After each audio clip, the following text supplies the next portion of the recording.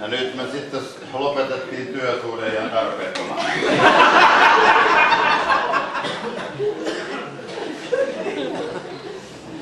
Mä oon ollut nyt niin tämmössä vähän niinku tarvittaessa töihin kutsuttavassa.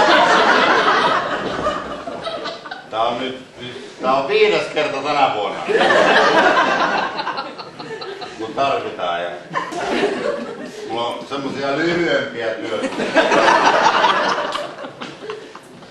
Tunnin ja 2.